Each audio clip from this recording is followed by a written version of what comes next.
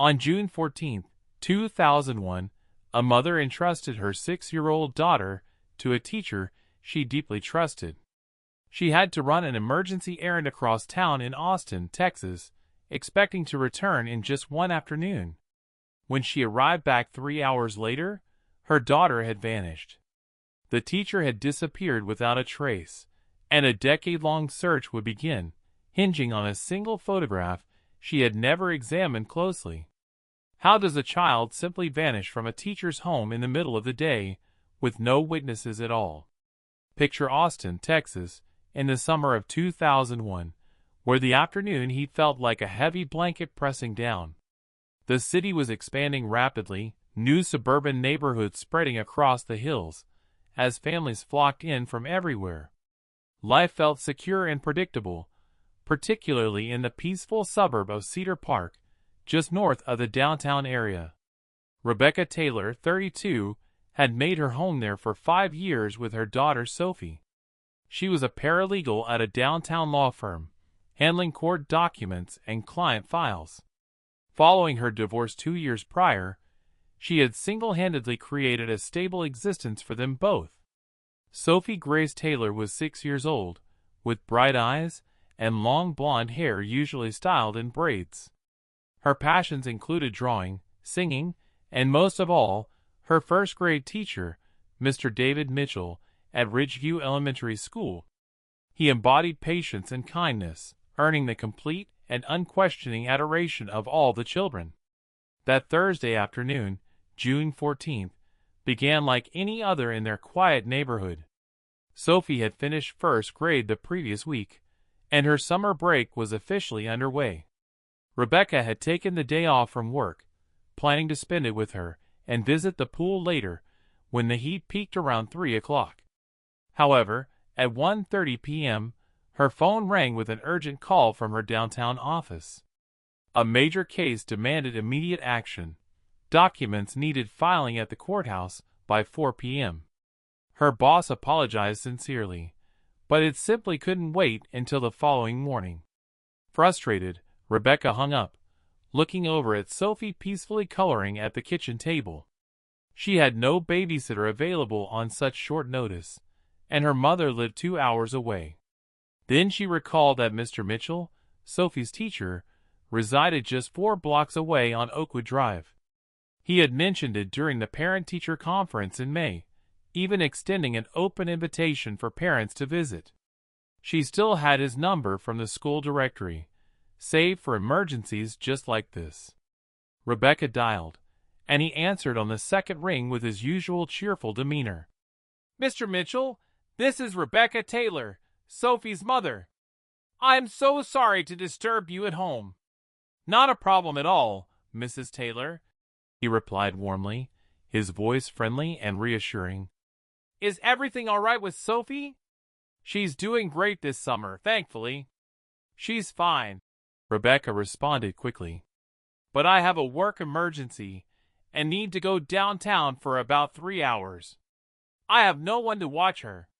Would it be too much to ask if Sophie could stay with you? Just until I get back around 5. There was a brief pause.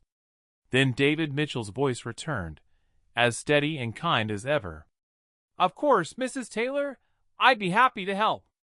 Sophie is a wonderful girl, and I have some art supplies here she might enjoy using while you're gone." Rebecca exhaled in relief, feeling immediate and profound gratitude. "Thank you so much, Mr. Mitchell. You're a true lifesaver." 20 minutes later, Rebecca pulled up before a modest single-story house with a tidy lawn. Mr. Mitchell stood on the porch, waving with that gentle smile Sophie always described. Sophie jumped out of the car, clutching her backpack filled with coloring books. "Be good," Rebecca said, kissing her forehead quickly before rushing off to meet her deadline. "I'll be back before dinner, I promise." "Okay, sweetheart." Sophie waved happily, running up the walkway toward her patiently waiting teacher. Rebecca watched in the rearview mirror as Mr. Mitchell opened the door and Sophie disappeared inside. Then she drove away, unaware that it would be the last time she would see her daughter for 10 agonizing years, years filled with relentless searching and unbearable heartbreak. Rebecca returned to Cedar Park at 5:15 p.m., exhausted but relieved the work was done. She parked in front of Mr. Mitchell's house and knocked firmly on the door twice. There was no answer. She knocked again, harder this time, her heart beginning to race. Still nothing. No sound came from inside. Just an all-encompassing silence. She tried the doorknob.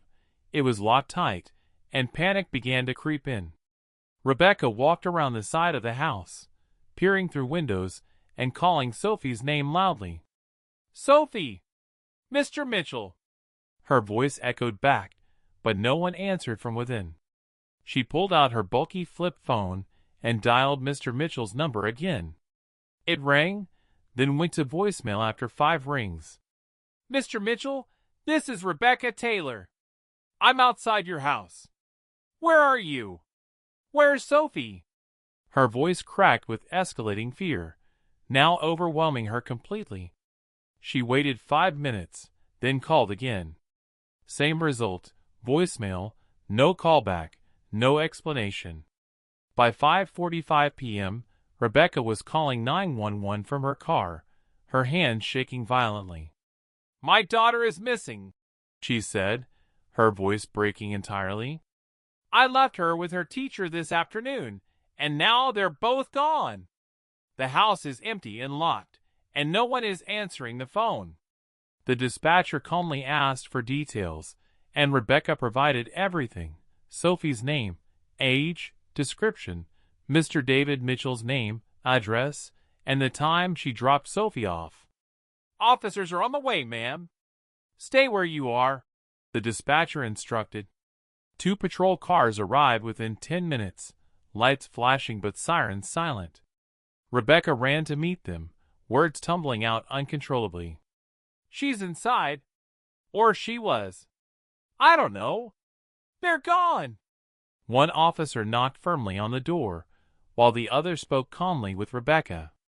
"Ma'am, when did you last see your daughter exactly?" 1:50 p.m., Rebecca said, checking her watch reflexively. "I dropped her off right here. Mr. Mitchell let her inside. I watched them go in together." The officer made notes, then tried calling Mr. Mitchell's number himself. No answer, just voicemail. "We need to check inside," the second officer said, radioing for backup. Within 20 minutes, more units arrived, and a supervisor authorized entry. They broke the lock on the back door, entering cautiously. Rebecca stood outside, heart pounding, praying Sophie would run out any second. But the officers emerged empty-handed, their expressions grim. "The house is empty, ma'am," one said gently. "No signs of a struggle, no personal belongings, no indication anyone's been here recently." Rebecca's legs gave out, and she sank onto the curb, sobbing into her hands. "Where is she? Where's my baby? She was right here. I left her here safely." The officers exchanged glances. Then one knelt beside her, his voice calm but serious. "Mrs. Taylor, we're going to find her, but we need you to stay calm and answer some questions. Can you do that?" Rebecca nodded, wiping her eyes and trying to steady her breathing. Over the next hour, she told him everything: how Sophie adored Mr. Mitchell, how he'd been her teacher all year, how he'd offered to help without hesitation. "He seemed so kind," she whispered, her voice breaking again. "Everyone trusted him. The parents, the kids, the school. Everyone." By 8 p.m., the Austin Police Department had issued an Amber Alert for Sophie Grace Taylor. Her photo, taken just 2 weeks earlier at a school event, appeared on news broadcasts across the city. Blonde hair, blue eyes, 6 years old, last seen wearing a pink t-shirt and denim shorts.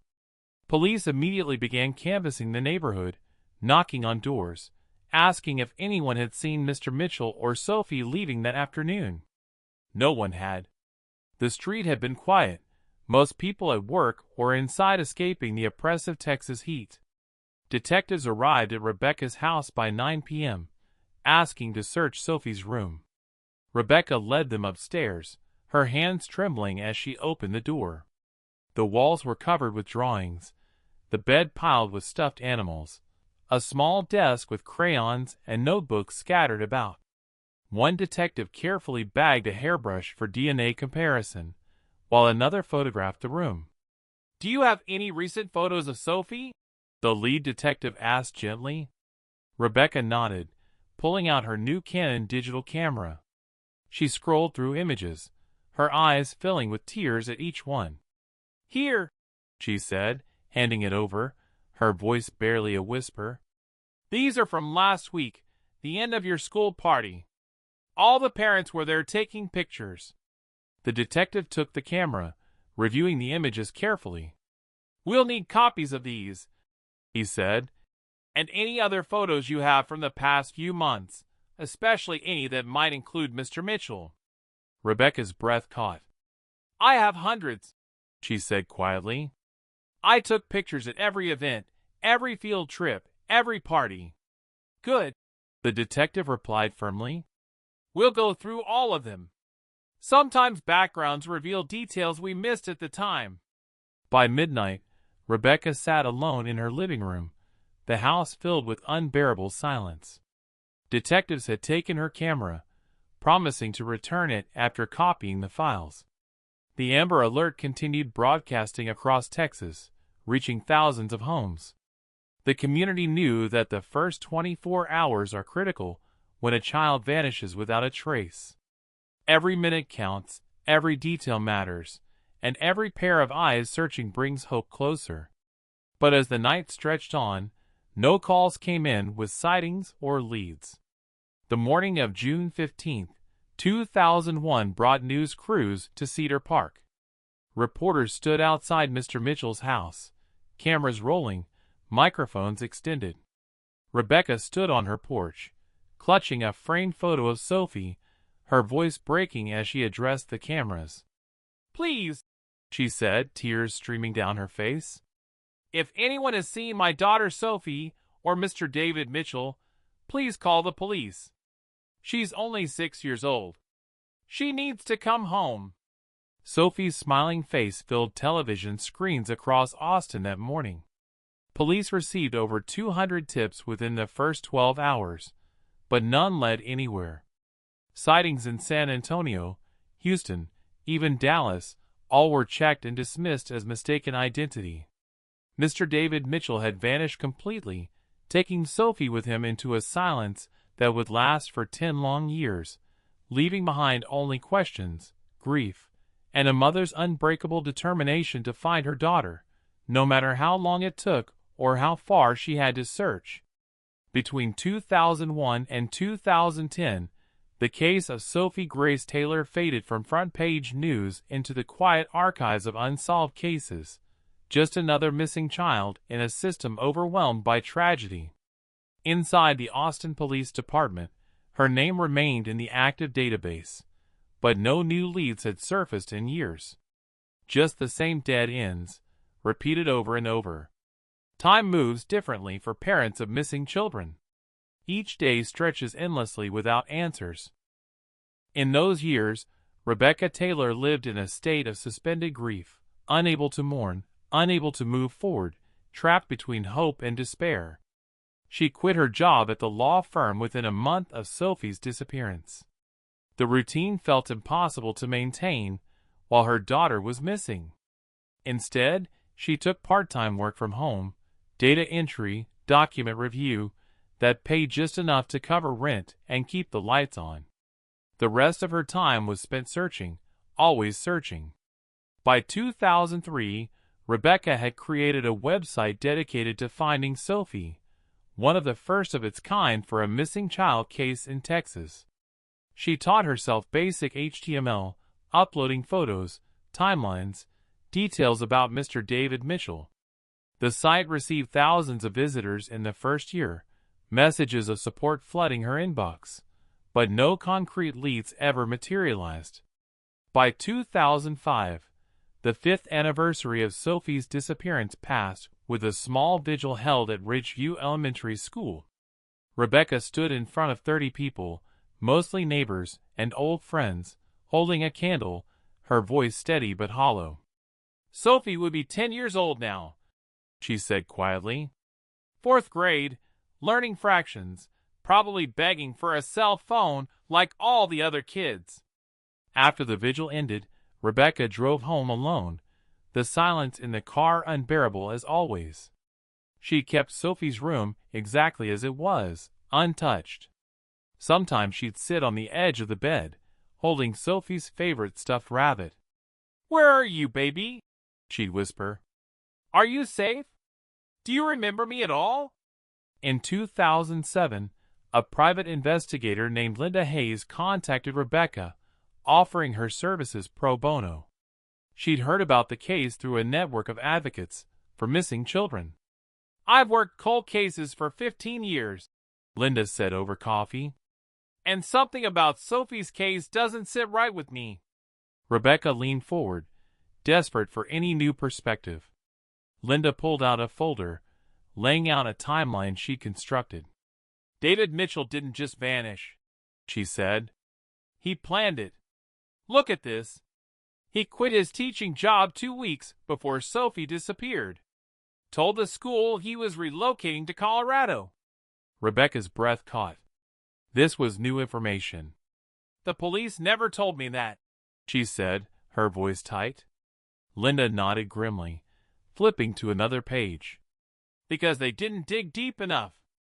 They assumed he was just a teacher who made a terrible decision, not someone who'd been planning an abduction." She tapped another document. "He withdrew $15,000 from his savings account 3 days before Sophie disappeared. That's not spontaneous. That's premeditated." Rebecca stared at the papers, her hands trembling. "He was going to take her all along," she whispered. "He lured me into calling him, made himself available." Linda reached across the table, placing a steady hand on Rebecca's arm. "We're going to find her, Mrs. Taylor. I don't care how long it takes." Over the next 2 years, Linda Hayes pursued every lead.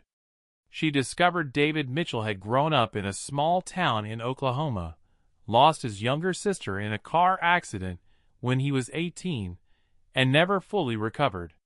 He'd become a teacher, loved working with children, but colleagues later recalled he'd been particularly attached to blonde-haired girls, always volunteering to supervise them.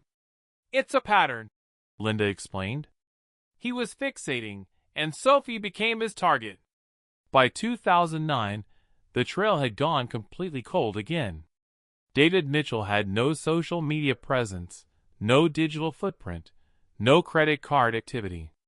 It was as if he'd stepped off the face of the earth. Rebecca turned 40 that year. Her hair streaked with gray she no longer bothered to cover. She looked older, worn down by a decade of searching.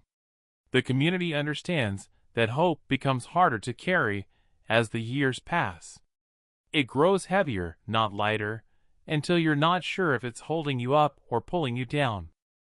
Then, in early June 2011, almost exactly 10 years after Sophie vanished, Rebecca received an invitation in the mail. A neighbor's daughter was turning 8, and they were hosting a birthday party at a local park. Rebecca almost threw it away. Parties were painful reminders. But something made her pause. Maybe loneliness. Maybe the need to feel normal for just one afternoon. She decided to go, bringing a small gift and forcing a smile. The party was loud, chaotic, filled with children running everywhere, screaming and laughing. Rebecca stood near the picnic tables, watching the kids play, her heart aching with every blonde head that passed. Then she saw her, a girl standing near the playground, maybe 15 or 16 years old, with long blonde hair tied in a ponytail, wearing a plain blue dress that looked homemade. She wasn't playing, just standing quietly watching. Something about her posture, the way she held herself, felt achingly familiar. Rebecca took a step closer, her heart pounding. The girl glanced up, and their eyes met for just a second before she looked away. Rebecca froze. Could it be? After 10 years? She started walking toward the girl, but before she could reach her, a man appeared, placing a hand on the girl's shoulder. He was in his 50s with graying hair and a gentle smile, speaking softly to her. The girl nodded, and they walked together toward the parking lot. Rebecca's feet moved faster, almost running. "Excuse me, wait!" The man turned, his expression polite but guarded. "Can I help you?" he asked, his voice calm and measured. Rebecca stopped a few feet away, her eyes locked on the girl's face. "I'm sorry," she said, her voice shaking. "Your daughter. She looks so much like someone I used to know." The man's expression tightened slightly, his grip on the girl's shoulder firmer. "She's my niece," he said. "We're just visiting for the day." Rebecca's eyes stayed on the girl, who stared at the ground. "What's your name?" Rebecca asked softly. Before the girl could answer, the man stepped between them. "I'm sorry, but we need to go. We're already late." He guided the girl toward a silver sedan with out-of-state plates. Rebecca stood frozen, watching them drive away, her heart screaming that something was wrong. She pulled out her phone and quickly typed the license plate number into her notes. Back at the party, Rebecca found her neighbor Jennifer and asked casually, "Do you know that man? The one with the blonde teenage girl who just left?" Jennifer frowned, thinking, "I think he's a friend of the Carlsons. They live 2 streets over. His name is Derek or David, something like that." Rebecca's blood ran cold. "David?" She thanked Jennifer quickly, then walked to her car, hands trembling as she dialed Detective Marcus Hall, who'd taken over Sophie's case 3 years prior. "Detective Hall, this is Rebecca Taylor," she said, her voice urgent. "I think I just saw Sophie at a birthday party." There was a pause. "Mrs. Taylor, take a deep breath. Tell me exactly what you saw." Rebecca explained everything: the girl's appearance, the man's reaction, the license plate. "I'll run the plates," Detective Hall said. "But Mrs. Taylor, it's been 10 years. You need to prepare yourself for the possibility that this isn't her." "I know," Rebecca whispered, tears filling her eyes. "But I have to check. I can't ignore this feeling." That night, Rebecca couldn't sleep. She pulled out her laptop, opening the folder where she'd saved every photo from 2001, including the ones from the end-of-year party. She scrolled through slowly, studying each one. Then she stopped, her breath catching.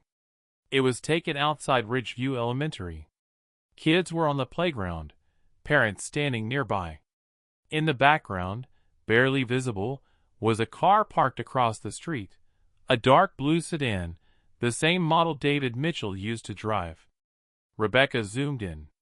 The license plate was partially visible, just enough to make out 3 letters and 2 numbers. She grabbed her phone and pulled up the note from today. The first 3 letters matched perfectly. The next morning, Detective Hall called at 7:30 a.m., his voice urgent. "Mrs. Taylor, the license plate came back registered to a Derek Howard Mitchell, living in a rural area about 40 miles outside Austin, near Bastrop County." Rebecca's heart stopped. "Mitchell," she whispered. "Is it him?" "We're running a background check now," the detective replied. "The age matches, mid-50s. The physical description matches. And Mrs. Taylor, here's the important part. He's registered as the legal guardian of a minor female, age 16, listed as Emily Rose Mitchell, his adopted daughter." Rebecca couldn't breathe. "Emily Rose," she repeated slowly. "Sophie Grace.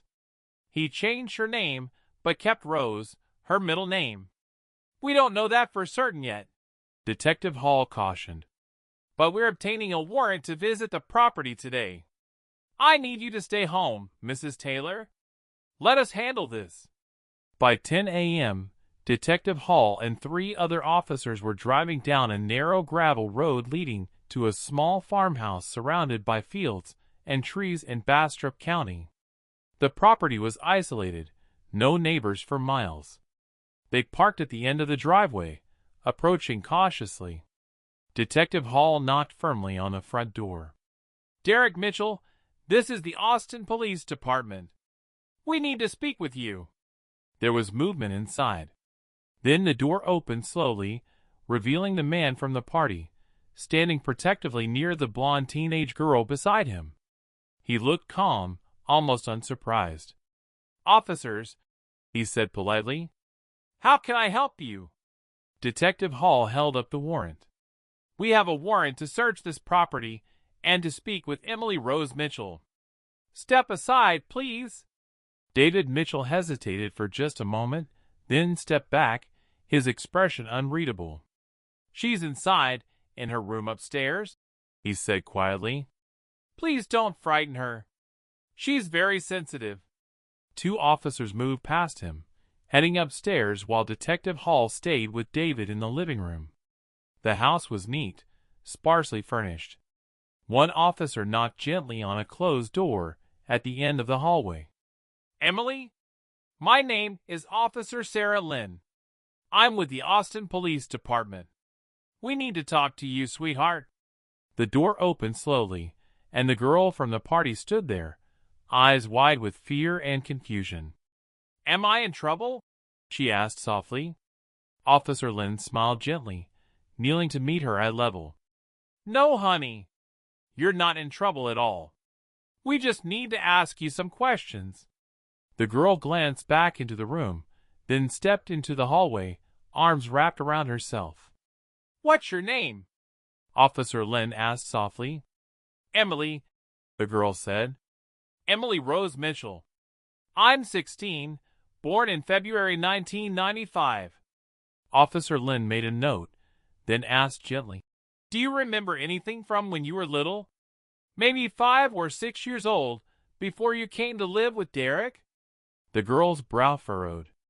"I remember a woman," she said slowly. "She had dark hair, I think. And there was a house smaller than this one. But Uncle Derek said my mom died when I was little, and he took me in." Officer Lynn's heart clenched. "Honey, we need to take you to the hospital for a quick checkup, okay?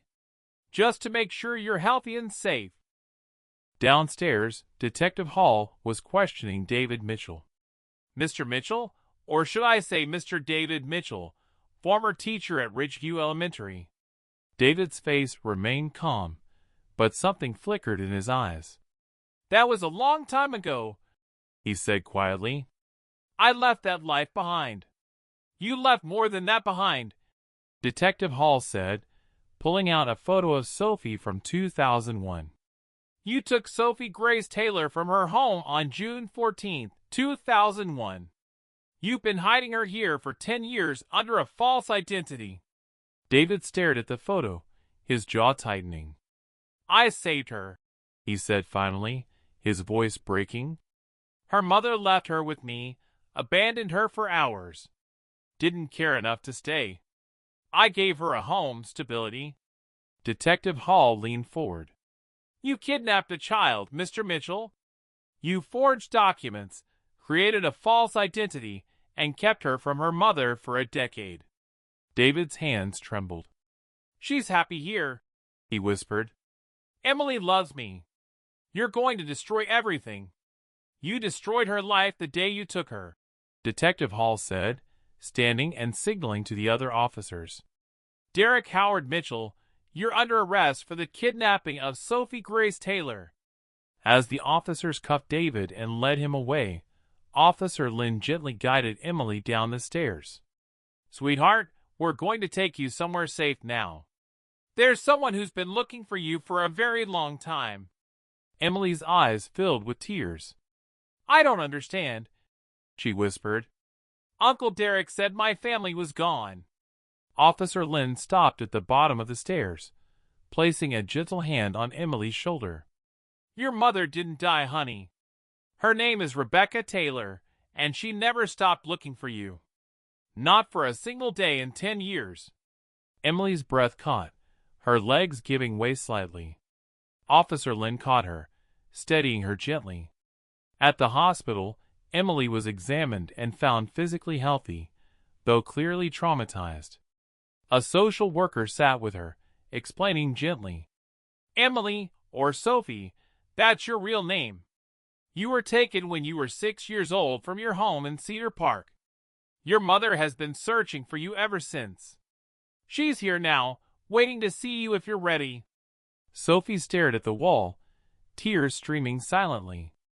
"I don't remember her," she whispered. "I don't remember anything from before." The social worker nodded gently. "That's okay. Memories can come back over time. But your mother is here, and she loves you more than anything." Sophie took a deep breath. "Can I see her?" she asked quietly. Rebecca stood in the hallway, her hands clasped tightly, her face pale. When the door opened and she saw Sophie, she couldn't move. "Sophie," she whispered, her voice breaking. Sophie stepped forward slowly, studying Rebecca's face. "Are you really my mom?" she asked, her voice trembling. Rebecca nodded, tears streaming freely. "Yes, baby. I'm your mom, and I've been looking for you every single day since you disappeared." They stood there, a decade of separation between them. Then Sophie took one small step forward, then another. "I don't remember you," Sophie whispered. "But I want to." Rebecca reached out slowly, placing her hands on Sophie's shoulders. "It's okay," she said, her voice steady despite the tears. "We have time now. All the time in the world." Sophie's walls crumbled, and she collapsed into Rebecca's arms, sobbing against her mother's shoulder. Rebecca held her tightly, never wanting to let go again.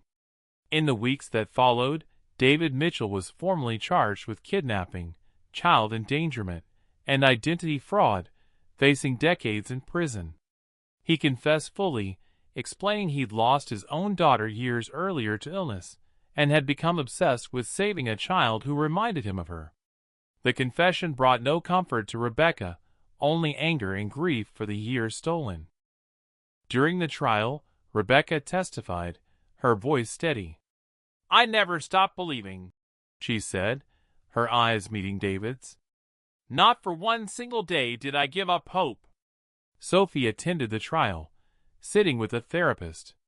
When the judge delivered the sentence, 25 years in federal prison without parole, Sophie simply stood and walked out.